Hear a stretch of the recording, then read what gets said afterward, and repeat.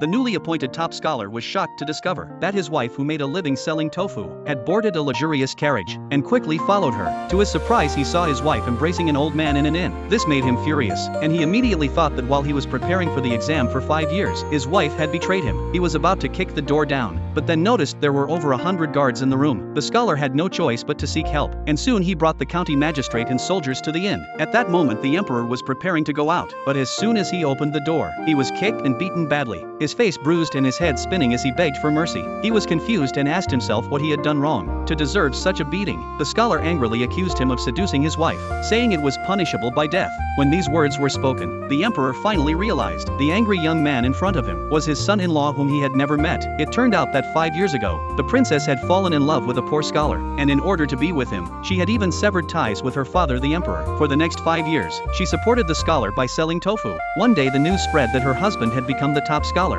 and she felt deeply moved, thinking how wonderful it would be if her husband had passed the exam. The very next moment, an undercover agent found her and told her that the emperor, disguised, wanted to meet her. Soon she followed them to the inn, and upon meeting her father, she learned that over the past 5 years the emperor had been regretting his decision and wanted to bring her back to the palace. But fearing gossip, he had appointed her husband as the top scholar, hoping they could be together openly. Since the emperor had no other children, he decided to train the top scholar as the heir. Upon learning this, the princess was deeply moved and immediately said she would go home to pack and then come to thank him. However, the princess didn't know that as soon as she boarded the carriage, the scholar had seen her and mistakenly thought she was having an affair with the emperor. As soon as she left, the scholar, accompanied by the county magistrate, stormed to the inn to catch them in the act. He ordered for the emperor to be stuffed into a sack and dragged behind a carriage all the way to his house. But when they arrived, the scholar found that the emperor had sent someone to deliver an imperial decree and restored his wife's princess title. The scholar quickly asked what had happened. To protect his pride, the princess said that after he became the top scholar,